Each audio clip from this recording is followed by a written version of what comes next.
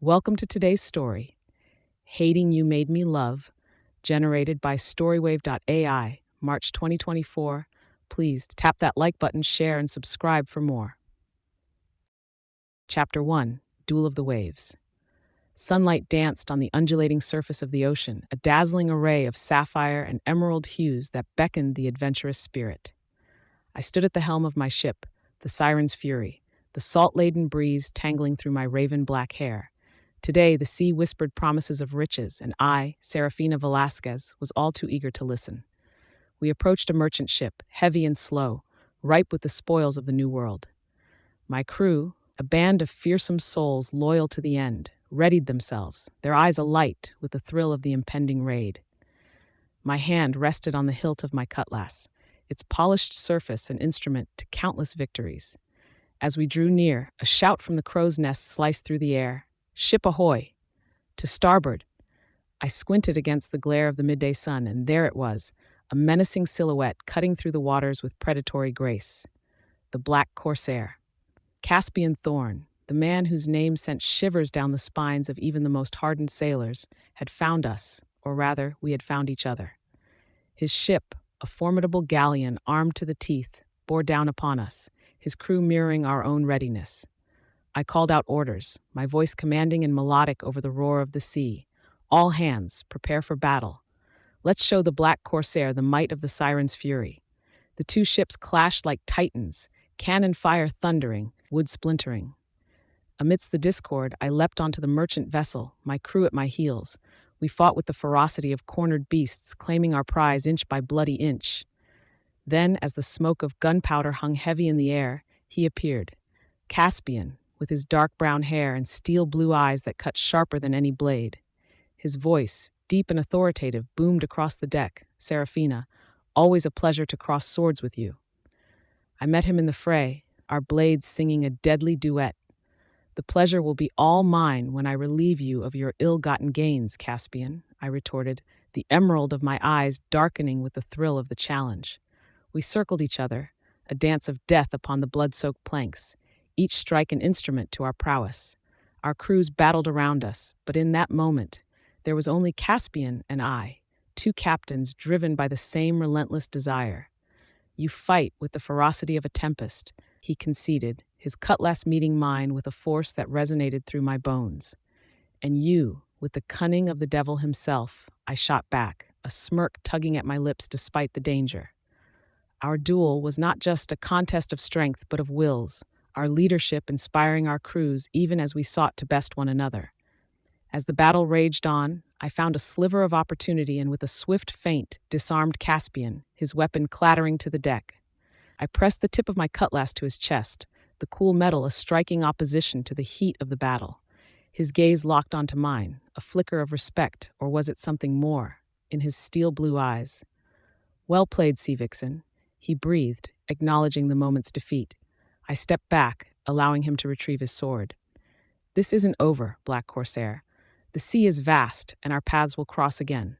With a nod, a silent promise between warriors, Caspian retreated to his ship.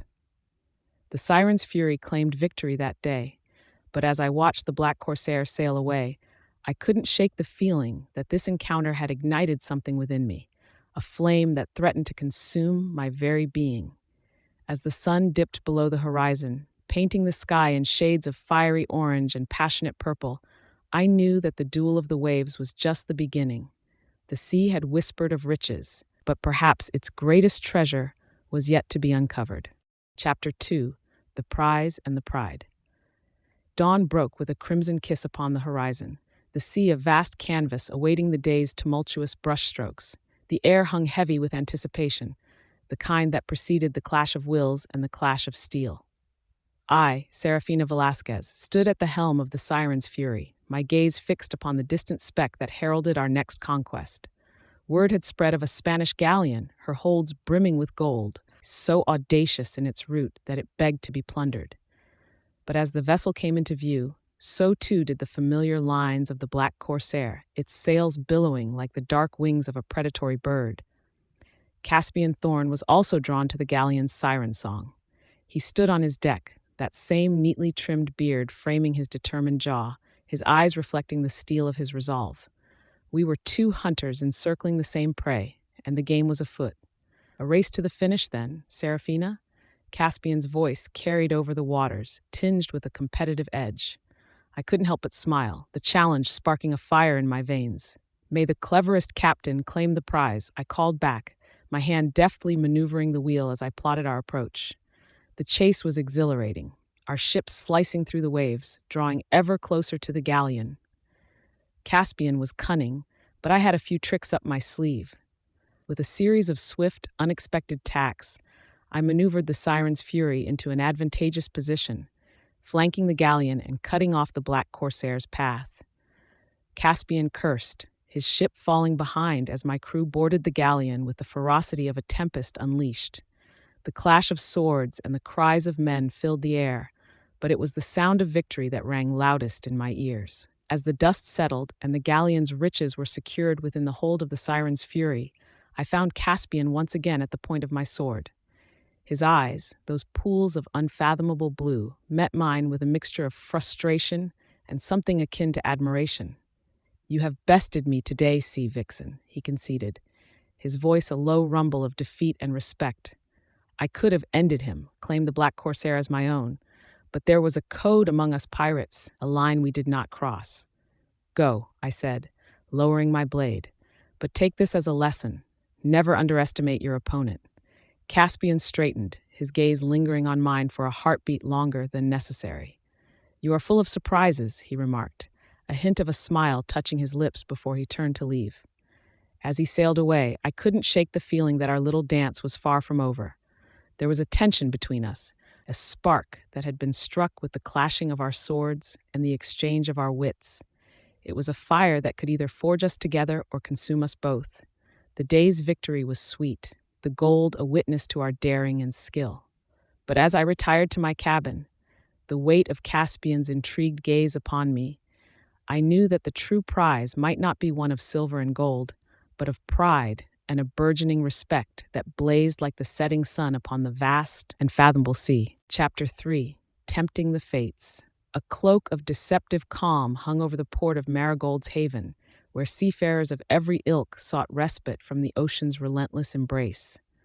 I leaned against the weathered wood of the Siren's Fury, my ship, as the bustling harbor sprawled before me, a canvas of chaos painted with the vibrant strokes of trade and treachery. Word had reached my ears of a merchant willing to trade information for the right price, a map that promised to lead to a treasure beyond the wildest dreams of avarice. My pulse quickened at the thought, not merely for the treasure, but for the game that lay ahead. As expected, Caspian had caught wind of the same rumor. I spotted him across the crowded quay, his posture exuding confidence, his dark coat billowing like a flag of conquest. He had laid a trap, I was sure of it, his mind ever spinning webs to ensnare the unwary. I navigated through the throng, my crew flanking me, their eyes sharp for any sign of deceit. The merchant, a wiry man with a gaze as slippery as an eel, beckoned us into a dimly lit tavern, the stench of ale and brine heavy in the air. Caspian was already there, his presence commanding the space like a storm commands the sea. "Serafina," he greeted, his voice smooth as the rum that sloshed in his cup. "Fancy meeting you here." I arched an eyebrow, my instincts on alert. "Caspian," I replied, my tone level. "Seems we have a similar objective. Shall we parley, or do you intend to skulk in the shadows?" His steel blue eyes gleamed with a challenge. "I propose a simple exchange. We both seek the map, and I have a proposition that benefits us both." I regarded him with skepticism, my hand resting casually on the hilt of my cutlass. "Speak your terms." Caspian leaned forward, the candlelight casting shadows across his chiseled features. "We combine our resources, retrieve the treasure together. We split the spoils evenly and avoid unnecessary bloodshed." My crew shifted uneasily behind me, but I held Caspian's gaze. "And what's to stop you from stabbing us in the back the moment we lay hands on the treasure?" A smirk tugged at his lips. "You have my word, as a gentleman and a pirate." The merchant's eyes darted between us, sensing the tension. "The map is yours if the price is right," he interjected, eager to conclude the deal. I sighed, feigning contemplation. Then, with a swift motion, I produced a small pouch, its contents clinking tantalizingly. "The map for this sum." No partnerships, no backstabbing. Caspian's expression darkened, realizing his ploy had been anticipated. You drive a hard bargain, Serafina, but don't think this is the end.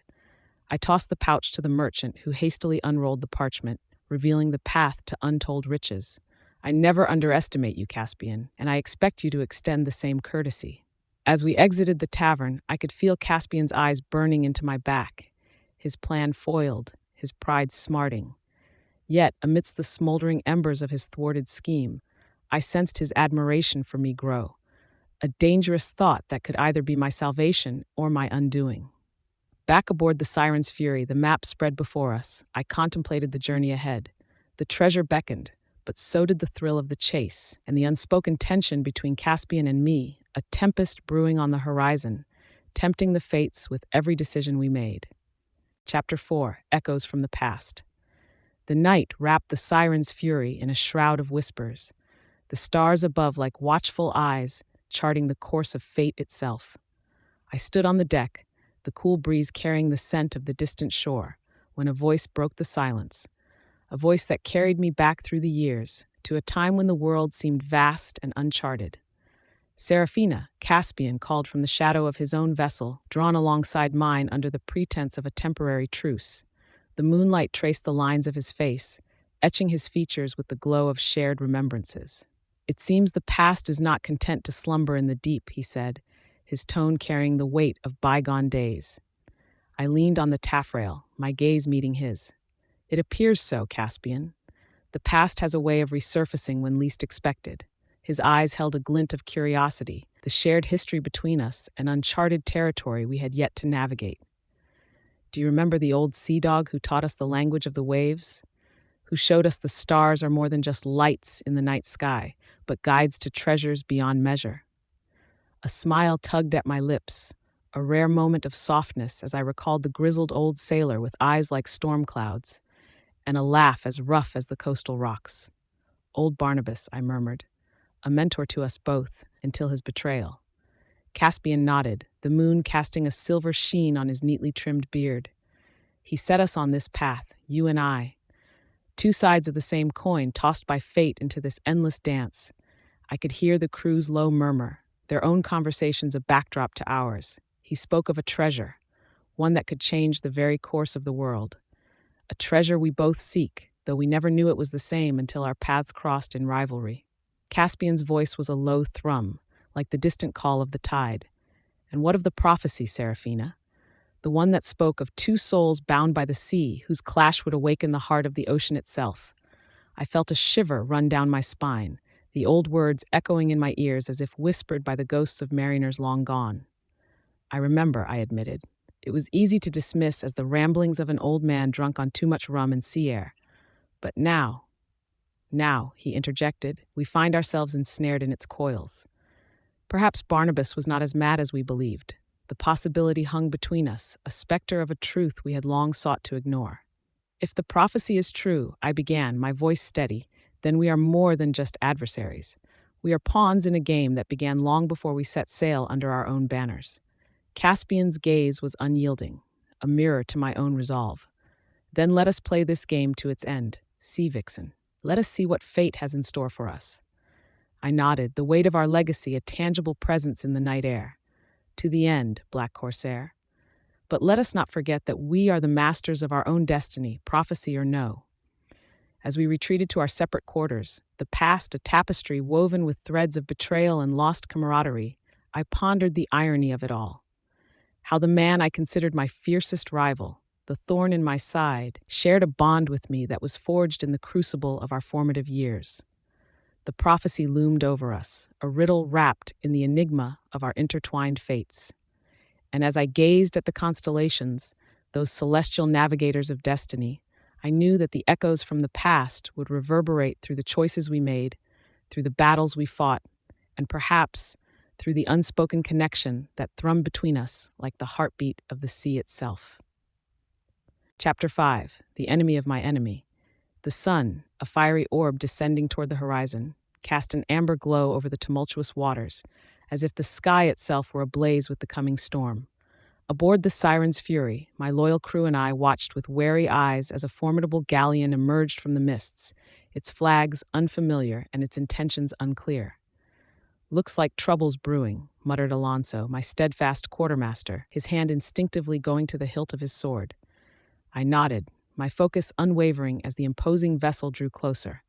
Ready the cannons. No stranger approaches without revealing their colors. As if in response to my command, the galleon's flags unfurled, revealing the sigil of the Crimson Marauder, a name spoken in whispered words and with fearful glances. A notorious pirate, rumored to be ruthless and relentless. Our quest for the treasure had just become far more treacherous. Suddenly, a familiar voice carried across the water, tinged with urgency. "Serafina, we need to talk." It was Caspian, calling from the Black Corsair, which had quietly maneuvered alongside us. I motioned for my crew to stand down, though their hands remained close to their weapons.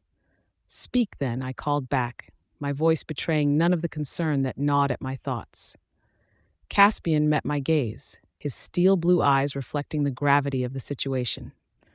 "The Crimson Marauder doesn't take kindly to competition. He'll sink us both without a second thought." I weighed his words, the truth of them ringing clear. "What do you propose?" "A truce," he replied without hesitation. "Together we can fend off the Marauder, and then we can return to our own pursuits." I considered his offer. Caspian was shrewd, and his proposal bore the mark of necessity. An alliance, then, but only until the Marauder is dealt with. Caspian nodded, a silent accord forming between us. Agreed. Our crews worked in tandem, a sight I never thought I'd witness, Siren's Fury and the Black Corsair, standing united against a common foe. The tension was palpable, born of mutual distrust and the necessity of our predicament. As night fell, a deceptive peace settled over the ocean, and I found myself in my quarters with Caspian poring over charts and strategies. Our proximity was a dangerous dance, each of us keenly aware of the other's every move. Suddenly, I caught a glimpse of his hand, inching toward the map that lay between us, the map that held the key to the treasure we both sought. With a swift move, I snatched the map away, my eyes locking onto his in silent accusation. "Old habits die hard, I see," I said, my voice cold as the deep. Caspian's expression was unreadable. "Forgive me, Serafina. The opportunity presented itself, and I thought you could outwit me?" I interrupted, my grip on the map tightening. "Our truce is thin ice, Caspian, and you would do well not to tread upon it." He held up his hands in a gesture of surrender, a momentary lapse. "I assure you, my focus remains on the Marauder." I studied him, the flickering candlelight casting shadows that danced like specters around the cabin. "See that it does. I will not tolerate betrayal." We returned to the deck, the air charged with the silent promise of confrontation. The Crimson Marauder loomed in the distance, a precursor of violence on the otherwise tranquil sea. In that moment, amidst the whispered strategies and the loaded cannons, I realized that our alliance was fragile, a temporary union in the face of a greater threat. Yet, the seeds of something more were sown, respect, perhaps, or the recognition of a kindred spirit. For now, Caspian and I stood together, but the coming dawn would test the bonds of our uneasy partnership and the unspoken connection that simmered beneath the surface of our rivalry. Chapter 6: Against the Storm. As the first tendrils of dawn crept across the sky, a deceptive tranquility graced the horizon. Yet the sea churned with a restless energy, a portent of the tempest that would soon engulf us. Serafina Velasquez, captain of the Siren's Fury, I stood firm at the helm, the weight of impending doom heavy upon my shoulders. The clouds amassed into a fortress of darkness, blotting out the sun and casting the world into a premature twilight. The wind began to howl like the cries of lost souls, and the sea rose in monstrous swells, each wave a watery behemoth threatening to drag us into the abyss. "Brace yourselves," I bellowed to my crew, each member scrambling to secure lines and battening down hatches. Caspian's ship, the Black Corsair, could be seen in the distance, wrestling with the same ferocious elements that sought to claim us. A monstrous wave crashed against the hull, the sound a deafening roar as the Siren's Fury groaned under the assault. It was then that I saw it, the Black Corsair, a victim to the storm's fury. Its mainmast snapped like a twig in the grip of the gale. Caspian's voice cut through the tempest, carried by a desperate wind. "Serafina, we need to lash the ships together. It's our only chance. I weighed his words against the howling maelstrom. Our rivalry meant little against the wrath of nature, and I knew that our survival hinged on the cooperation of our crews. Alonso, throw them a line, I commanded, pointing toward the Black Corsair. My quartermaster nodded, his face set with grim determination as he launched a rope into the churning waters. The two ships collided with a sickening crunch, the sound almost lost amidst the uproar of the storm. Caspian leaped across the divide, his form a shadow against the relentless sheets of rain. We must secure the masts together, reinforce them as one. He yelled over the din, his hands already at work alongside my crew. I joined him, our hands moving in unison, tying knots and securing sails, our efforts a dance of necessity. I never pegged you for the cooperative sort, I shouted, a half-hearted attempt at levity against the dire backdrop. Caspian glanced at me, his eyes a stormy blue that matched the chaos around us. Desperate times, Serafina. Besides, I'd rather not have the sea as my grave. Hours turned to eternity as we toiled against the tempest, the fury of the ocean testing the very limits of our resolve. There was a certain poetry in the way our movements synchronized, a silent acknowledgement of the other's capabilities. As the storm raged on, its appetite insatiable, I found a newfound respect for the man I had sworn as my nemesis. Caspian's leadership was undeniable, his ability to inspire his crew rivaling my own. Finally, as the first light of dawn broke through the dissipating clouds, the storm abated, its wrath spent. The Siren's fury and the Black Corsair, bound together by necessity, had weathered the onslaught. Caspian and I stood side by side, our gazes locked on the horizon that had so nearly claimed our lives. We make a formidable team when the occasion calls for it, I said, the admission tasting strange on my lips. He nodded, a wry smile touching his lips. Indeed. Perhaps the ocean sought to teach us that even the fiercest of rivals can find common ground when faced with a greater foe. As the sea calmed and the sun reclaimed its throne in the sky, the alliance we had formed in the face of death lingered. Survival had been our catalyst for cooperation, and though the path ahead was fraught with the unknown, it was clear that our journey was one that would continue to challenge the boundaries of our rivalry and the nature of our connection. Chapter 7. The Calm After. As the sun crested the azure horizon, its rays spilled over the decks of the Siren's Fury and the Black Corsair, both ships licking their wounds like battered leviathans of the deep. The tempest had passed, but the memory of its wrath remained, etched into the splintered wood and frayed ropes.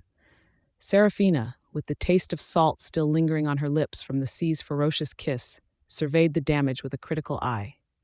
The crew moved around her in a symphony of repairs, their movements deliberate and efficient.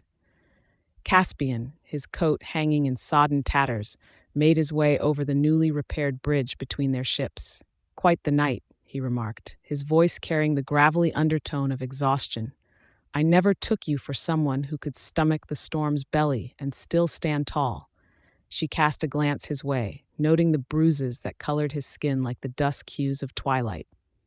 Nor did I expect the Black Corsair to dance with the wind as it did. Your crew has a certain elasticity. Caspian leaned against the mast, watching his own men work alongside hers. It seems we're not as different as we'd like to believe. The sea has a way of stripping a person down to their barest self. A shared silence fell between them, filled with the creaks of wood and the distant calls of seabirds. Serafina broke it with a thoughtful tone. We've been at odds since the moment our sails first crossed, each of us hungry for the same glittering prize. Yet here we stand, not as rivals, but as two captains united by something greater. Caspian pushed away from the mast, his eyes scanning the horizon. I suppose death has a way of making us reevaluate our priorities. The treasure we seek? It's not just gold and jewels, is it? There's more at stake. Something intangible. She nodded, her gaze following his. Freedom, the kind that can't be shackled by kings or empires. That's always been the true prize, hasn't it? It's why we defy the gallows with every nautical mile we conquer.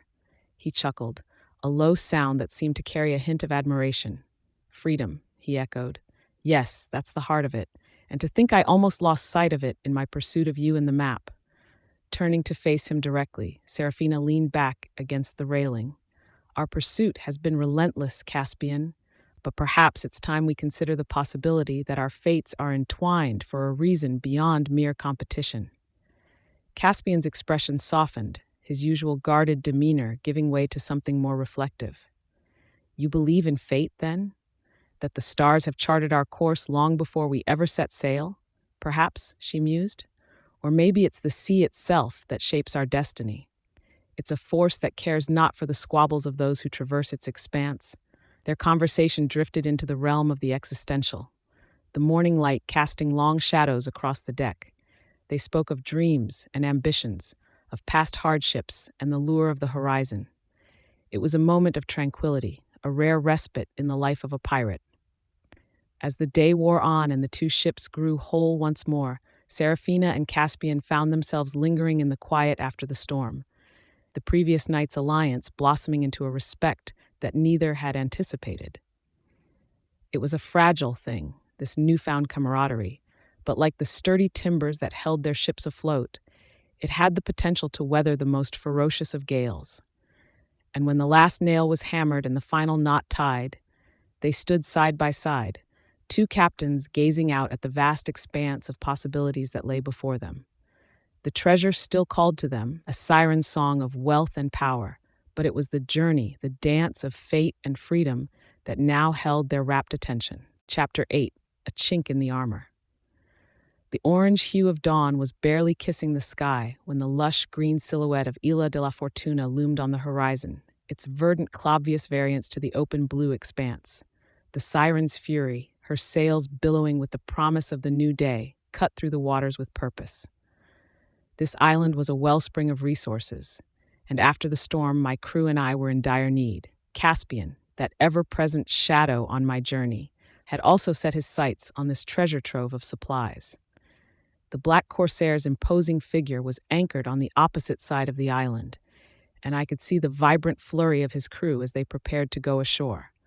I stepped onto the sandy shore with my crew, the grains warm and shifting beneath my boots. We were not alone. Caspian's crew was approaching, their intentions clear as the bright Caribbean sky above us. Seraphina, it seems we're destined to cross swords at every turn. Caspian's voice rang out across the beach, his approach marked by the same confidence that accompanied him in battle. I met his gaze, my hand resting idly on my cutlass. Caspian, I propose a contest of wits rather than weapons today. The island is large enough for both our needs. Let's divide the resources and part ways without bloodshed. His eyes narrowed, considering the proposition. And how do you propose we do that? With a game, I replied, the corners of my mouth turning upward ever so slightly. A game of strategy. We each take turns, claiming what we need.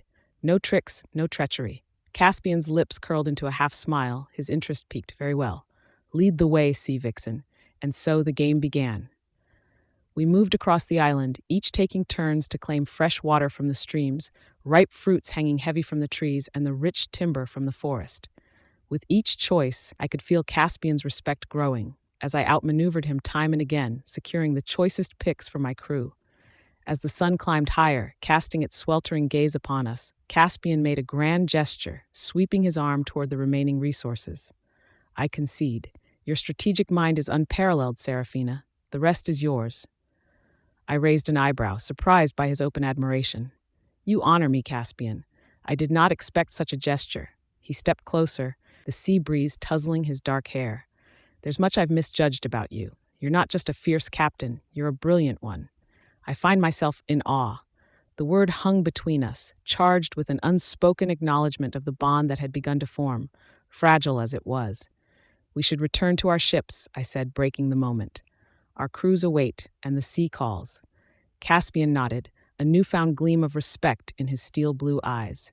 Until next time, Seraphina. As we parted ways, the crews laden with supplies, I couldn't help but feel the shift in the air. An unspoken truce was forming, born from the recognition of each other's worth beyond the rivalry.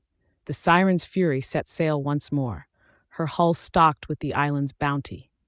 I stood at the helm, a sense of accomplishment filling me, not just from the victory of the day's contest, but from the realization that even the most hardened of adversaries could come to admire one another's strengths. The sun dipped low, casting a golden path across the waters, and for a moment I allowed myself to wonder about the possibilities that lay ahead. There was a treasure to be found, yes, but perhaps there was another prize to be claimed, one that was slowly revealing itself with each encounter with the confusing Caspian. Chapter 9: Underneath the Stars. The night draped over the Siren's Fury like a velvet cloak, jeweled with a tapestry of stars that stretched from one end of the black expanse to the other. I stood alone at the helm, the wheel steady beneath my hands, the ship cutting through the water with a gentle hush. The soft murmur of the ocean was a lullaby for weary souls, and mine had known little rest.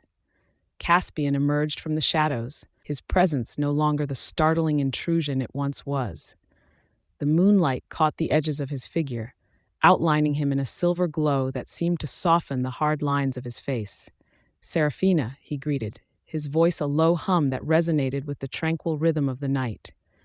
"You have the look of someone who holds congress with the constellations." I couldn't suppress a small smile. "And if I am? The stars make for good company. They're excellent listeners." He chuckled and leaned on the rail beside me, his gaze following mine to the heavens above. "They say sailors are guided by the stars," he mused. "But sometimes I wonder if it's the other way around. Perhaps we're the ones telling our stories to them." The thought lingered between us, inviting a silence that was neither awkward nor pressing, simply there, as vast as the sea itself. "Tell me, Caspian," I started, breaking the stillness with a thread of curiosity. "What tales do you share with the stars?" His eyes flickered with a hint of surprise, perhaps at the question, perhaps at the willingness behind it. "I tell them of a boy who once dreamt of nothing more than freedom," he began, his voice taking on a wistful note. "A boy who thought the sea was the only place vast enough to contain his aspirations." I listened, the words painting a picture of a Caspian I had not known, an echo of the man beside me, shaped by dreams and the relentless pursuit of something just beyond the horizon. "And what of you, Serafina?" he asked, turning the inquiry back to me. "What dreams do you entrust to the night sky?" I hesitated, the vulnerability unfamiliar and sharp. "I speak of a girl who sought to carve her own path," I answered, the memories surfacing like a sunken ship breaking the waves. "A girl who believed the sea could wash away the confines of expectation and birth a legend in their stead." He nodded, as if my words found a resonance within him. "We're not so different, you and I," he observed, his tone thoughtful. "Both chasing horizons and hungry for a legacy that will outlast the tides." The admission hung in the air, a bridge crafted from mutual understanding and the shared confession of our innermost yearnings. We talked long into the night, our stories unraveling like the ropes that bound our ships. For the first time, I saw not just the captain in Caspian, but the man, the losses that had shaped him, the triumphs that had driven him, and the quiet moments that had defined him. And as he learned of my own trials and triumphs, the laughter that had buoyed my spirit, and the tears that had been swallowed by the sea, a tender understanding blossomed between us, delicate as the night blooms that perfume the air. When the first light of dawn began to paint the sky with strokes of pink and orange, we retreated from the conversation's end, the night's confidences sealed beneath the watchful eyes of the stars. The Siren's Fury sailed on, guided by more than just the constellations now, for in the sharing of our pasts, a new connection had been charted, one that promised to navigate us toward a future neither of us had dared to imagine. Chapter 10: Blood and Bond. The crack of dawn splintered the darkness, a precursor of the chaos to come. I stood at the helm of the Siren's Fury, the salty tang of the sea mingling with the scent of impending conflict. The horizon, once a friend to the mariner, now bore the silhouette of the crimson marauders' fleet, their sails like the wings of carrion birds eager for spoils. Caspian appeared on the quarterdeck, his presence no longer a surprise, but an expectation. "They're closing in," he observed, his gaze fixed on the approaching threat, the steel blue of his eyes hardening like the edge of a blade. I nodded, my hand gripping the wheel with a determination born of many battles fought. "Ready the cannons. It's not the first time we've danced with death, and it won't be the last." As the first cannonball tore through the morning calm, splintering the wood of the Siren's Fury, our crews sprang into action, a ballet of chaos choreographed by the necessity of survival. The battle raged, the roar of cannons and the clash of steel underscoring the desperate struggle. Amidst the fray, a figure lunged at me, a dagger glinting ominously in the breaking light. I parried, but not fast enough. The blade found its mark, slicing my arm, the pain a bright flare against the adrenaline. Caspian, amidst his own skirmish, caught sight of the scene. "Seraphina," he bellowed, his voice cutting through the noise. With a swift motion, he dispatched his opponent and moved to my side, dispatching mine with equal ferocity. "Your arm," he said, his eyes scanning the wound with an intensity that belied his usual composure. "It's nothing," I lied, the blood warm as it trickled down my skin. "The fight's not over yet." He frowned, pressing a makeshift bandage against the cut with more gentleness than I would have expected. "You're a foolhardy one, aren't you?" He chided, but his concern was clear, the lines of his face etched with something akin to fear. I met his gaze, about to rebuke his worry, when another round of gunfire shook the deck, reminding us of the peril we faced. "We can tend to this later. Right now we need to repel these scavengers." Together we fought, side by side, the line between adversary and ally blurring with each enemy felled. Our movements became synchronized, a dance of survival that drew us closer, not just in proximity but in spirit. When at last the sound of retreat echoed from the marauders' ships, the relief was palpable. The Siren's Fury and the Black Corsair, battered but unbroken, floated amidst the remnants of the skirmish, the sea around us a graveyard of flotsam. Caspian's hand found my shoulder, a silent anchor in the aftermath. "You fought well, despite your injury," he said, his voice betraying a note of admiration. I looked at him, the bond of blood and battle a tangible thing between us. "And you, Caspian, I wouldn't be standing here if not for your timely intervention." He held my gaze, the connection deepening, the rivalry that once defined us now just another casualty of war. "Perhaps it's time we consider what we are to each other," he mused, his tone introspective. "Not just rivals, not just allies, but something more, undefined." As the sun ascended, casting a golden glow over the wounded ships, I felt the shift within me.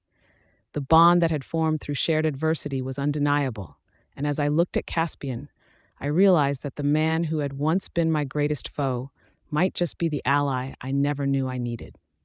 Chapter 11. The Veil Lifts. The moon hung low, a silent witness suspended in the star-pocked tapestry of the night sky.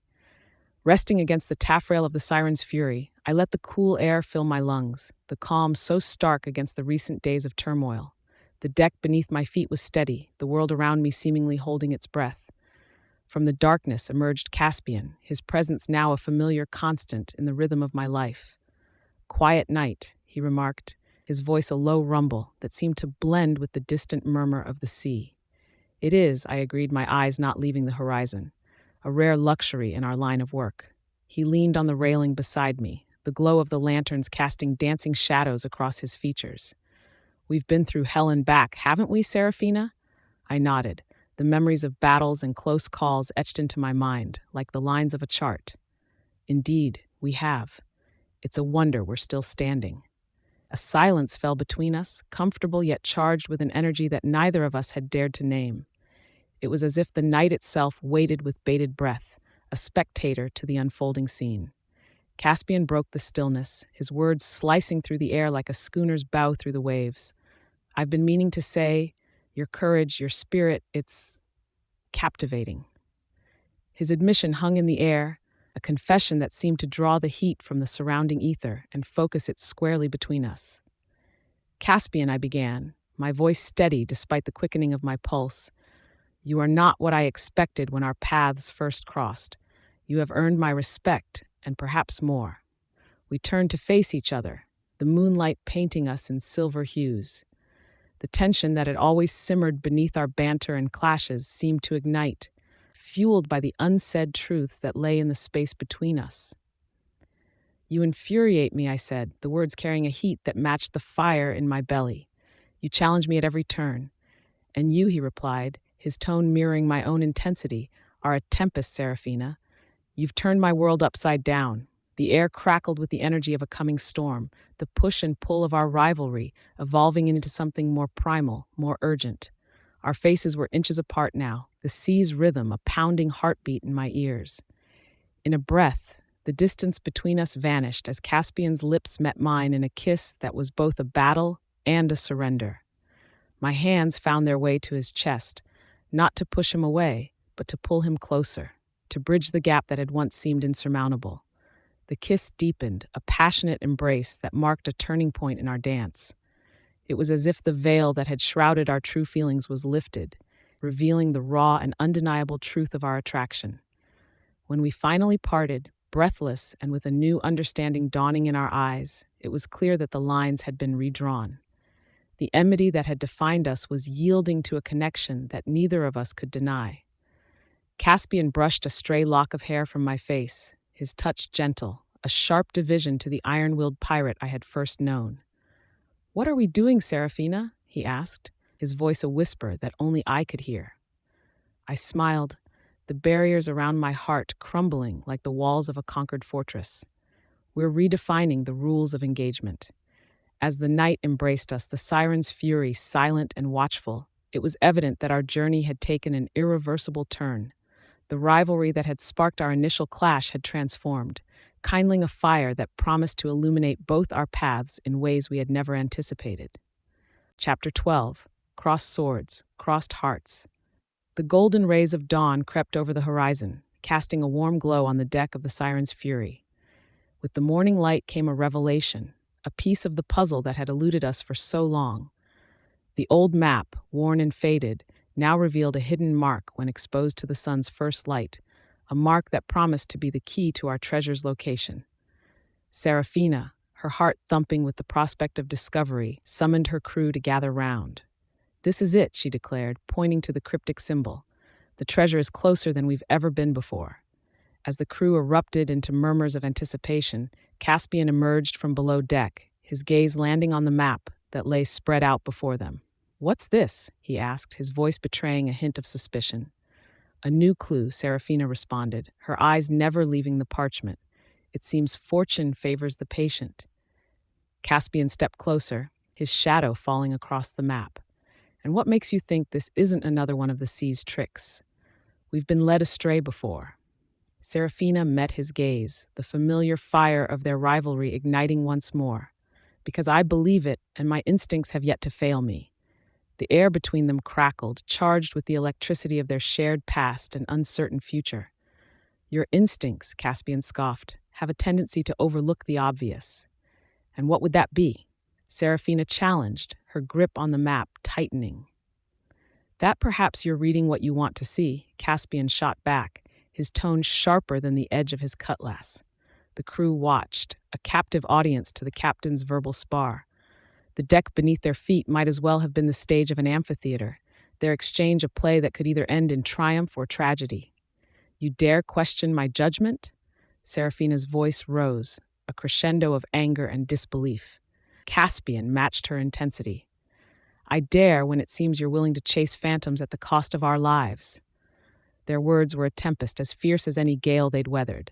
The trust they had painstakingly built seemed to crumble with every heated phrase exchanged. The crew's whispers grew into a chorus of unease, the ship a tinderbox waiting for a spark. Alonso, ever the voice of reason, stepped forward. "Captains, this bickering serves no one. We must work together, or we're all doomed to fail." Serafina's emerald eyes flicked to her quartermaster, then back to Caspian, the storm of her emotions mirrored in the turbulent sea that surrounded them. "I thought we were past this," she said, her voice a low growl of frustration. "I thought we were on the same side." Caspian's expression hardened, the lines of his face etched with regret and accusation. "So did I, but it seems old habits die hard." The standoff held the deck in a vice-like grip, the sword of discord hanging over their heads. It was a moment of reckoning, a crossroads that would determine the course of their journey. "We need to verify this clue," Serafina stated, her decision final. "If you're with me, then stand with me. If not, then prepare to watch as I claim what's rightfully mine." Caspian's jaw clenched, the weight of her words sinking in. "You won't be claiming anything if this leads us to ruin," he warned, but there was a resignation in his voice, an acknowledgement of the bond they shared, no matter how frayed. As the sun climbed higher, casting its judgmental gaze upon the Siren's Fury, the captains stood at an impasse. their hearts and swords crossed, each wondering if the treasure they sought was worth the price of the trust they had sacrificed. Chapter 13: The Price of Ambition. The crisp night air bore an edge, hinting at a storm lurking just beyond the horizon. The deck of the Siren's Fury was bathed in the soft glow of lanterns, casting long shadows that swayed with the rhythm of the waves. Caspian stood before me, his figure outlined by the moonlight that turned the sea into a canvas of shimmering silver. "Seraphina, we've been chasing this for too long," Caspian began, the urgency in his voice as palpable as the salt in the air. "The treasure is within our grasp, and I intend to seize it." I eyed him warily, not liking where his trail of thought was leading. "And what harebrained scheme have you concocted this time?" I asked, folding my arms across my chest. He unfolded a scrap of parchment, the map that had become our world these past weeks. "There's a cove not far from here," he explained, pointing to a crescent-shaped inlet on the map. "It's the last piece of the puzzle, the final step, but we must act swiftly." I leaned in, studying the map, my mind racing with the possibilities as well as the risks. "Swiftly doesn't mean recklessly, Caspian. We can't afford a misstep, not now." Caspian's gaze met mine, a flash of determination in his eyes. "We won't fail. I won't allow it. I'm setting sail at first light, with or without your blessing." The words hung heavy between us, a declaration that set my pulse racing for all the wrong reasons.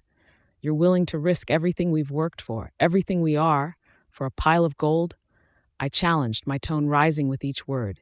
He took a step closer, his presence commanding, even as it set my nerves on edge. "It's not just the gold, Seraphina. It's the freedom it represents.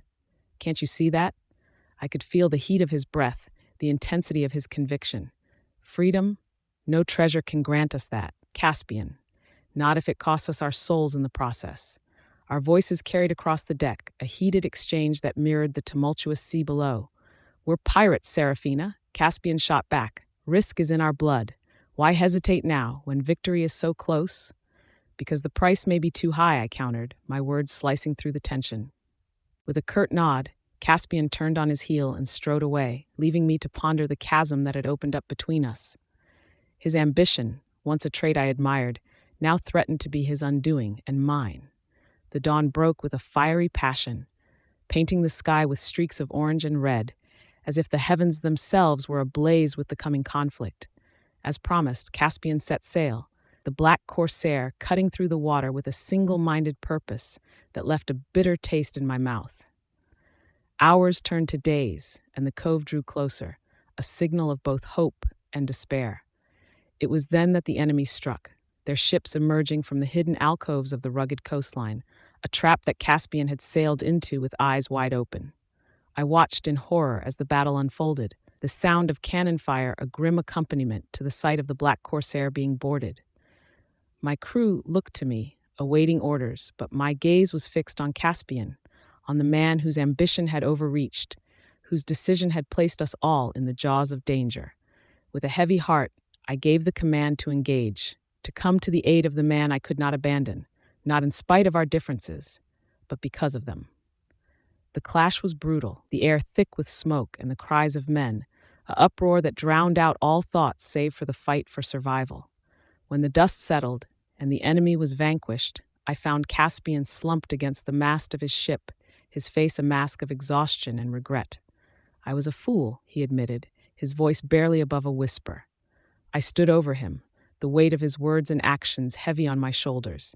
"Yes, you were," I agreed, the anger and concern warring within me. "But we lived to fight another day, and for that you can thank your lucky stars." As I turned to oversee the repairs, the rift between us felt as wide as the ocean itself.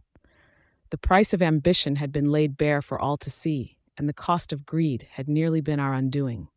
The treasure still called to us, but the journey had taken on a new dimension, one fraught with doubt and the realization that some bonds, once strained, are not so easily mended.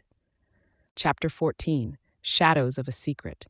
The relentless sun beat down on the Siren's Fury, its rays like the piercing eyes of an inquisitor, seeking out truths long hidden in shadow.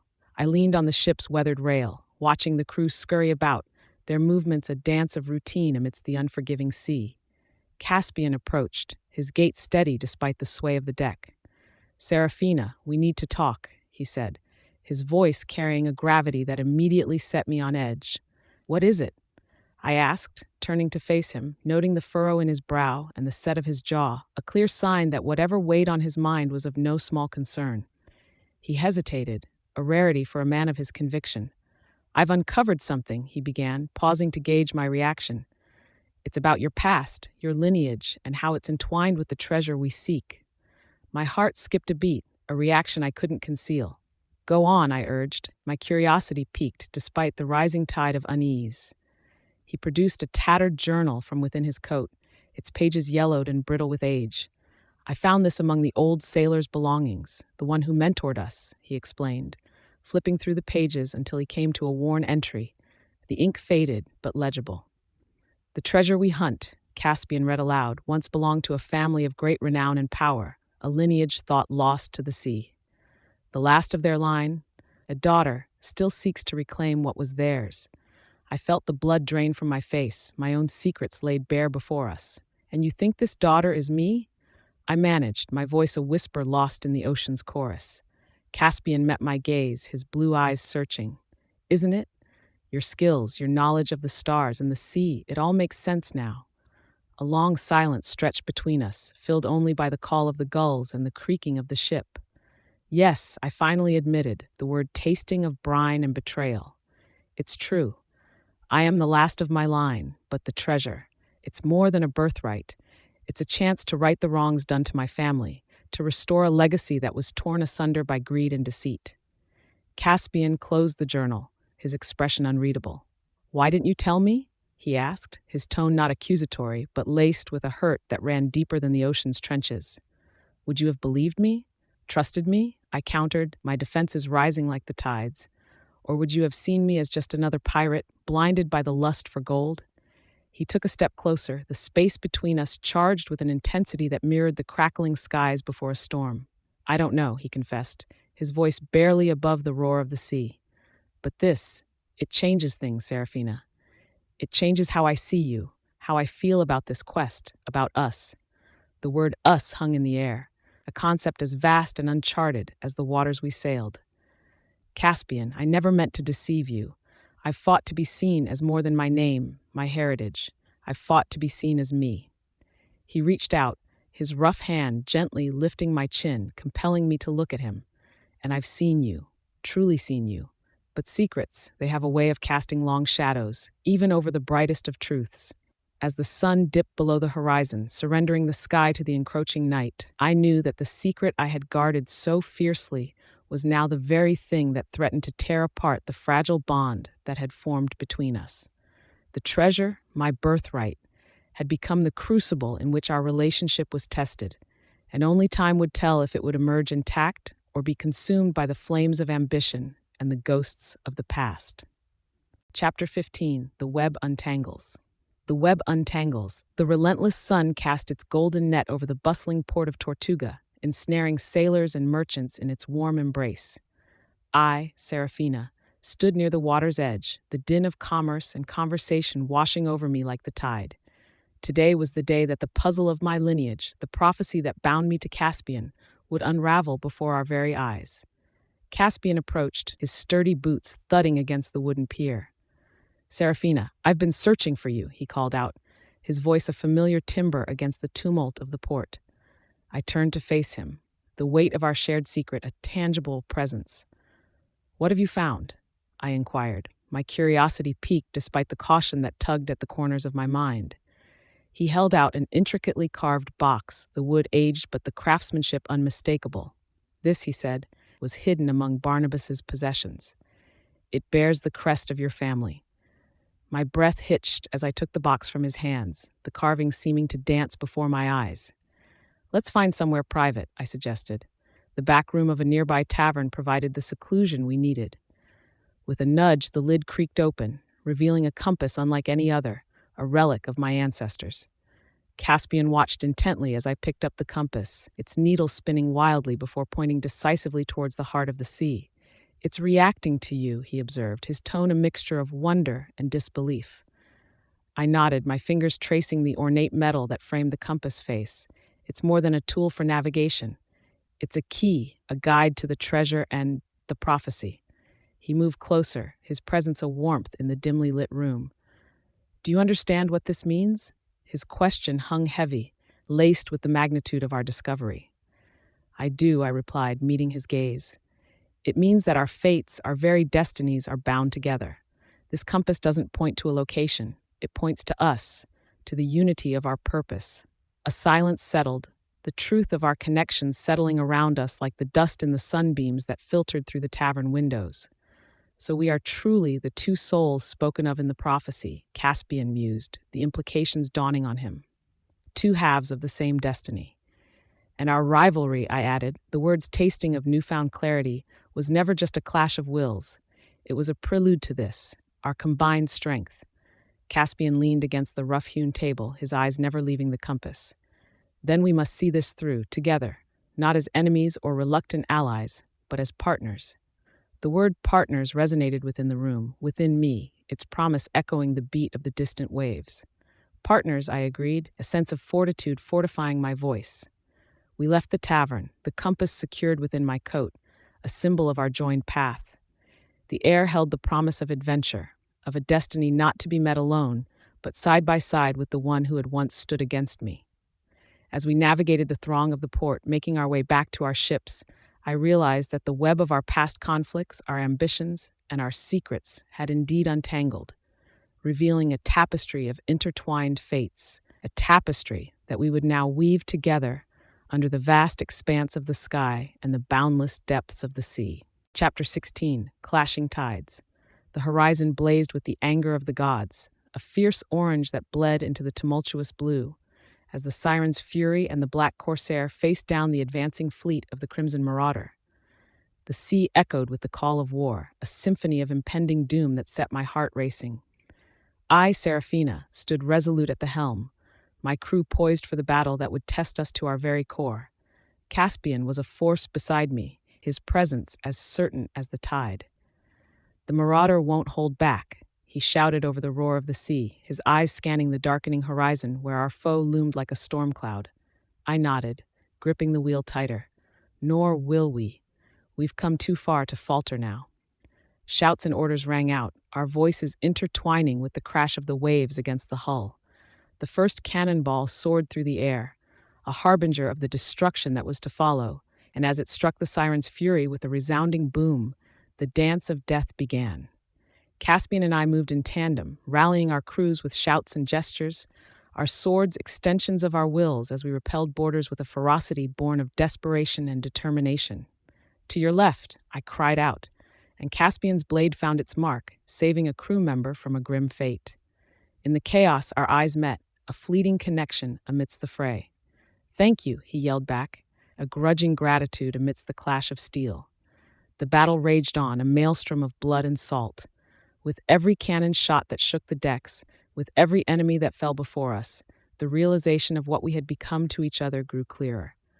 As we fought back to back, the world narrowed to the space between us, a bubble of trust in a sea of treachery. Seraphina, Caspian called, his voice cutting through the din as he parried a blow meant for me. I've never known a woman of such spirit, such fire. I spun, taking down another assailant before replying. And I, a man of such courage, such heart. Another explosion rocked the ship, a blast that sent splinters flying like deadly rain. We moved closer, instinctively shielding each other from the debris. In another life, we could have been allies from the start, I shouted, my sword finding its target once again. Caspian's laugh was a thing of wonder, even here amidst the terror. In another life, perhaps we wouldn't have needed to be, he replied, dispatching another foe. The battle seemed endless, a cycle of attack and defend, but slowly the tide began to turn in our favor. The Marauder's fleet, battered and broken, waved the white flag of retreat, their sails disappearing into the horizon's fiery maw. We stood in the aftermath, the setting sun casting long shadows across the deck, the sea calm once more. We did it, Caspian said, his voice a mix of relief and something softer, something that made my heart skip despite the exhaustion that clung to my bones. I looked at him, really looked, and saw not the rival I had once loathed, but the companion I had come to rely on. We did, I agreed, allowing myself a moment of vulnerability. Together. The Siren's Fury and the Black Corsair, once adversaries, now allies, sailed into the dusk, their decks quiet but for the creak of wood and the sigh of the wind. The realization that our bond was more potent than any enmity had been forged in the heat of battle, and as the stars began to dot the sky, I knew that whatever lay ahead, we would face it not as enemies, but as something far more profound. Chapter 17, Hearts Unfurling. The cavern's mouth yawned wide, an abyssal gateway shrouded in whispers of mystery and the promise of fortunes untold. I stood shoulder to shoulder with Caspian, the weight of our journey pressing upon us as palpably as the humid air that wrapped around the island's lush greenery. The treasure, the object of countless battles and sleepless nights, lay mere steps away, nestled within the heart of the earth. Caspian's gaze lingered on the chest before us, an ornate relic of a time long past, its wood groaning with age, yet the intricate carvings still whispered tales of grandeur. "We've made it," he said, his voice a low murmur that reverberated off the cavern walls. "Aye, we have," I replied, my eyes not leaving the chest that seemed to radiate a light of its own in the dimness of the cave. "But at what cost?" He turned to me, the flickering torchlight casting shadows that danced across his features. "You speak as if you have regrets, Seraphina." I reached out, my fingers brushing against the chest's cool surface, feeling the etchings of my ancestry. This treasure has been a siren's call, luring us with the promise of freedom. Yet now, standing before it, I find myself questioning its worth. Caspian's hand found mine, halting my exploration. "The gold can grant us many things," he said, his touch grounding met, "but there are riches it cannot bestow." I met his gaze, the blue of his eyes a pronounced discrepancy to the gold that beckoned us. "And what of us?" I asked, the question hanging between us like the stalactites above. "Has this quest brought us together only to tear us apart with greed?" He stepped closer, his hand squeezing mine. "Seraphina, I've fought alongside you, stood against you, and now I stand with you. This gold," he gestured to the chest, "it means nothing if it costs me the one thing I've come to treasure above all else." His words struck a chord within me, a melody that resonated with my own burgeoning realization. "Caspian, there was a time when I thought this gold was my destiny," I admitted, "but perhaps it was merely a path to something greater, something more precious." We stood in silence, the sound of our breathing and the distant crash of waves outside the cave, the only accompaniment to our shared epiphany. The treasure, once a wedge driven between us, now seemed to forge a bridge, uniting our once disparate paths. Caspian released my hand, stepping forward to unlatch the chest with a care that belied his usual brashness. The lid creaked open, revealing the gleam of gold and jewels that would tempt the heart of any mortal. Yet as we peered inside, the luster of the wealth paled in comparison to the depth of what we had found in each other. "Let the gold lie," I said, my decision firm. "Let it remain here, a monument to a past that no longer binds us." Caspian nodded, closing the chest with a soft thud that seemed to echo our final choice. "Then let us leave this place, Seraphina. Let us chart a course not to riches, but to a future forged by our own hands." As we turned our backs on the treasure, leaving the cavern to its eternal guardianship of our forsaken prize, the sun dipped below the horizon, painting the sky in hues of fiery passion. We made our way back to our ships, our hearts unfurling like sails in the wind, ready to embark on a voyage not of conquest, but of discovery, a journey of two hearts that had learned to beat as one. Chapter 18, Beyond the Horizon.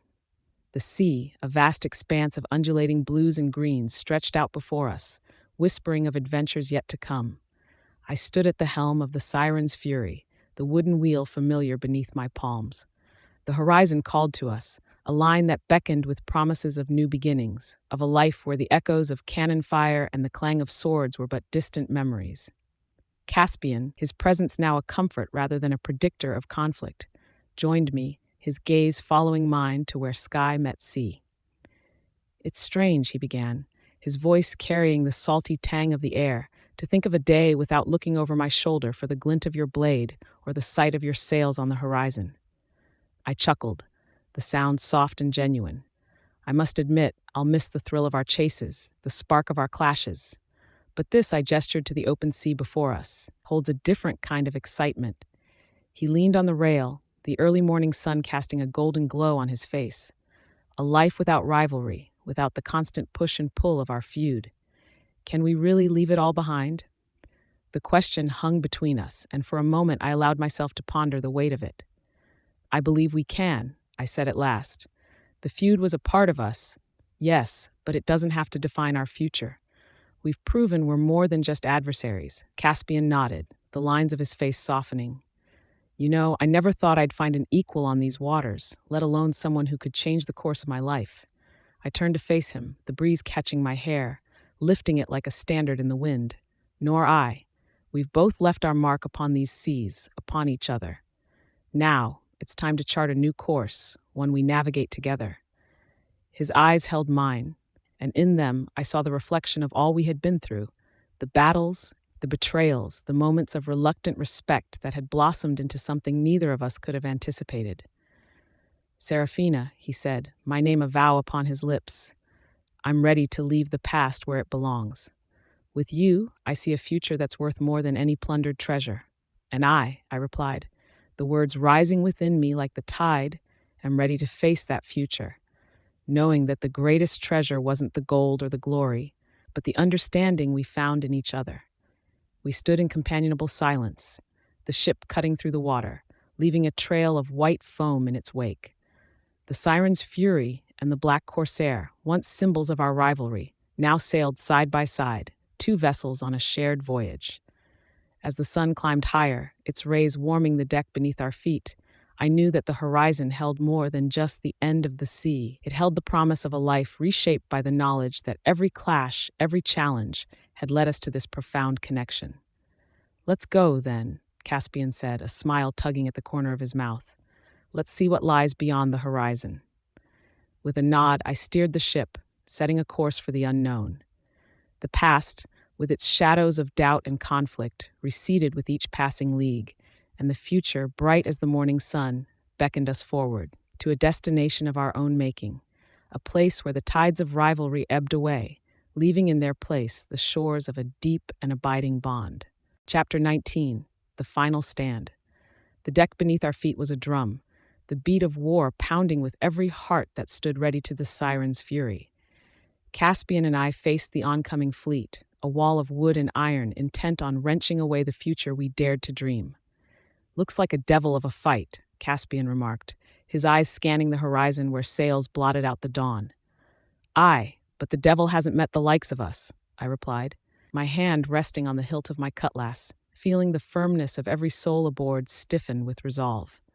The enemy was a leviathan, its maw wide with cannons and its scales glistening with the insignia of greed. But we were the tempest, wild and unyielding. I never imagined us here, at the world's edge, fighting back to back. I shouted over the din of pre-battle preparations, my crew flanking us like a steel spine.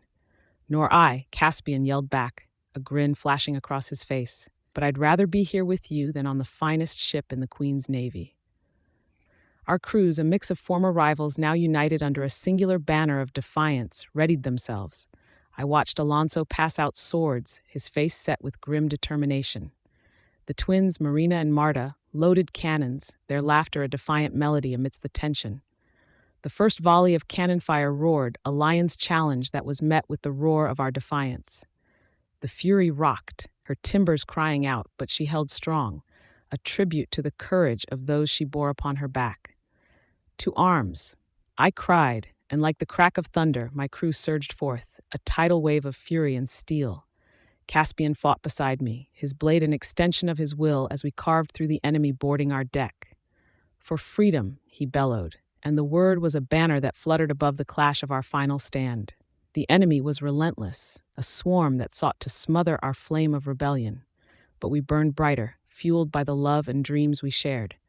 As Caspian dispatched another assailant, he locked eyes with me. Serafina, should we fall today, know this. His words were cut short by a musket shot that sang past his ear, close enough to silence his vow. We won't fall, I interrupted fiercely, my blade finding its mark in an enemy soldier. Not today, not ever. Our story isn't done. The battle raged, a symphony of chaos that tested the limits of our resolve. Yet through it all, we remained steadfast, side by side, our combined strength a bulwark against the tide. As the last of the enemy fell and their ships retreated like whipped curse, Caspian and I stood amid the wreckage, the dawn light bathing us in its gentle glow. "We've done it," he said, his voice a caress against the backdrop of our victory. I nodded, sheathing my cutlass. Together, I affirmed, our gazes meeting in silent acknowledgement of all we had overcome. The Siren's Fury and the Black Corsair, battered but unbowed, sailed forth from the battlefield, their flags a tribute to the power of unity and love against all odds. And as we set our course for the horizon, the sea a mirror to the sky above, I knew that the final stand was not just the end of a battle, but the beginning of a legend, one forged in the heart of conflict and sealed with the promise of a shared tomorrow. Chapter 20, All's Fair in Love and War. The deck beneath my feet thrummed with the urgency of impending conflict, the sound of heartbeats and battle drums indistinguishable in their rhythm. The sea stretched out before us, an unforgiving witness to the standoff that loomed, the Siren's Fury and the Black Corsair flanking the enemy on either side. Caspian stood beside me, his eyes fixed on the opposing ship, a predator sizing up its prey. "Serafina," he started, his voice steady despite the chaos that was about to unfold. "Are we truly ready to forsake the treasure for this?" I spared a glance at the chest that had been the heart of our discord, now just a prop in the grand scheme of things. "We've fought for it, bled for it," I said, the taste of salt and iron strong on my tongue, "but in the end, it's nothing but wood and metal. You, however, you are worth more than any legend or lore." Caspian's lips parted, a retort ready, but he paused, considering the weight of my words. "And you," he finally replied, his tone laced with the fire that always seemed to burn between us, "are more valuable than the richest plunder." Our gazes locked, and in that moment, the world narrowed down to the space between us, the sounds of the sea and the cries of our crews fading into the background.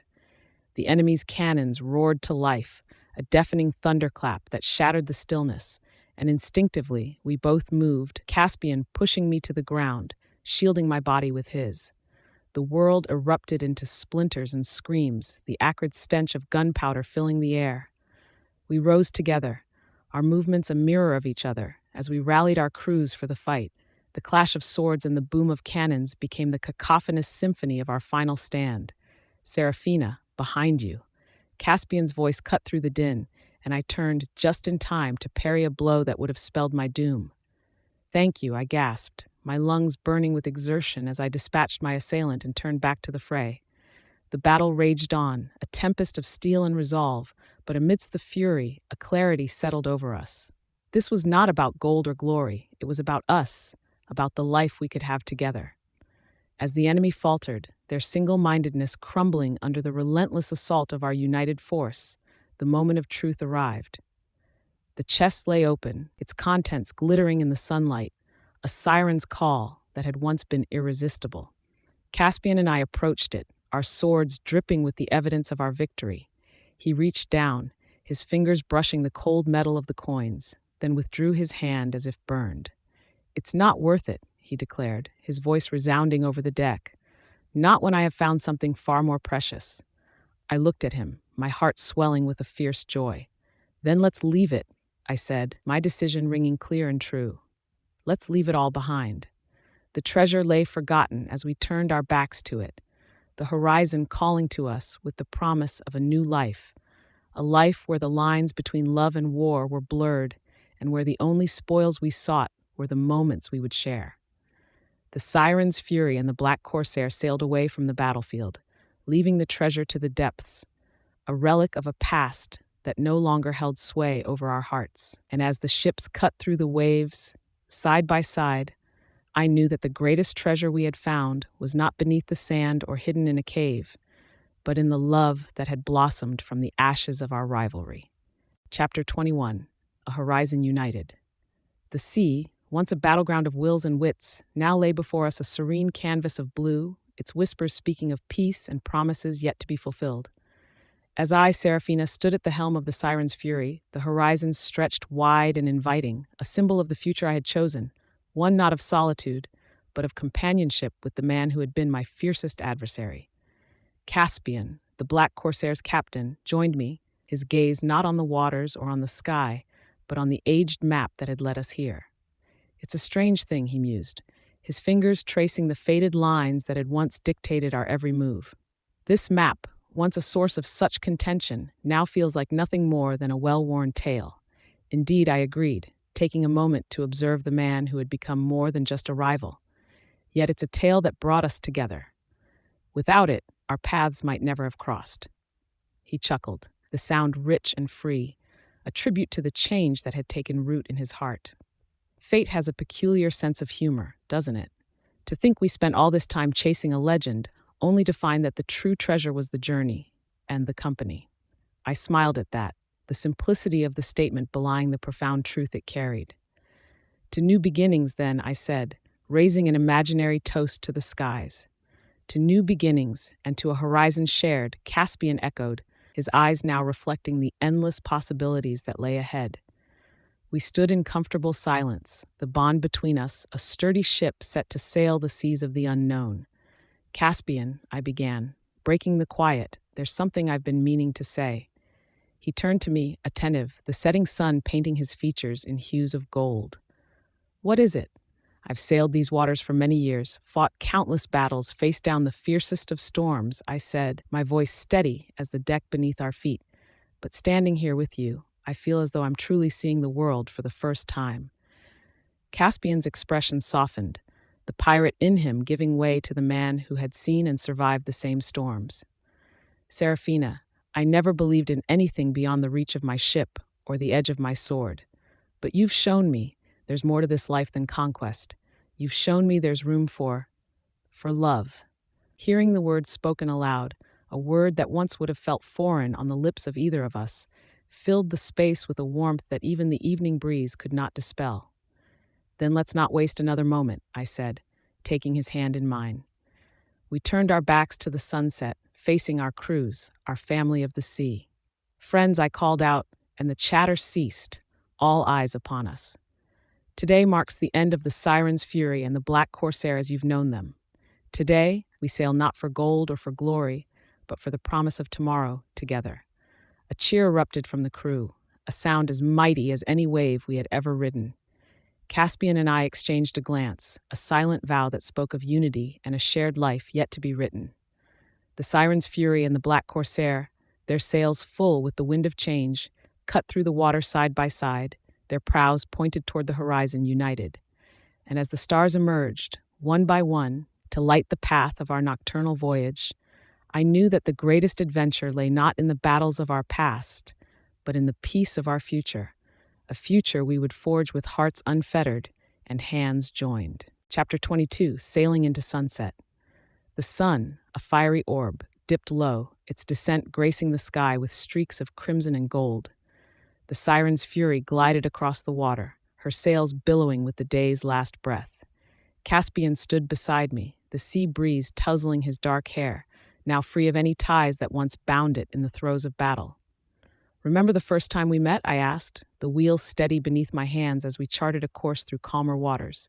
Caspian let out a low chuckle. How could I forget? You nearly sent me to Davy Jones's locker.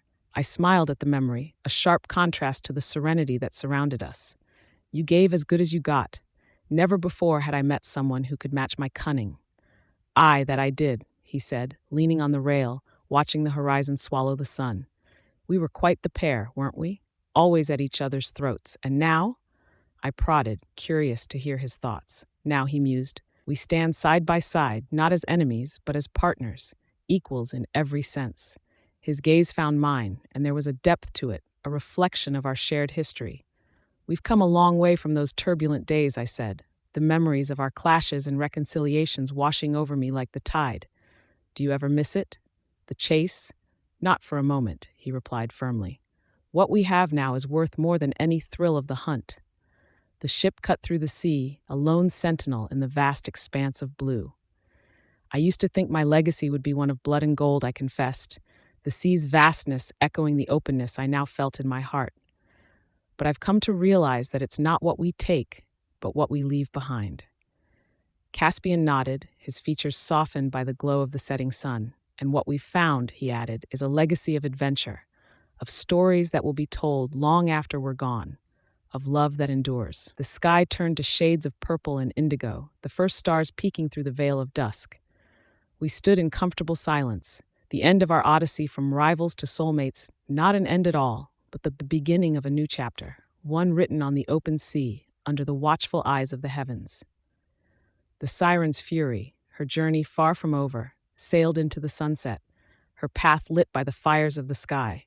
And as the day gave way to night, Caspian and I, once bound by conflict, now sailed forward bound by a promise of the morrow, a promise shaped by the enduring love that was our truest treasure. The end. Thank you for listening. We hope you enjoyed Hating You Made Me Love. Please smash that like button, share, and subscribe to our YouTube channel for daily storytelling adventures.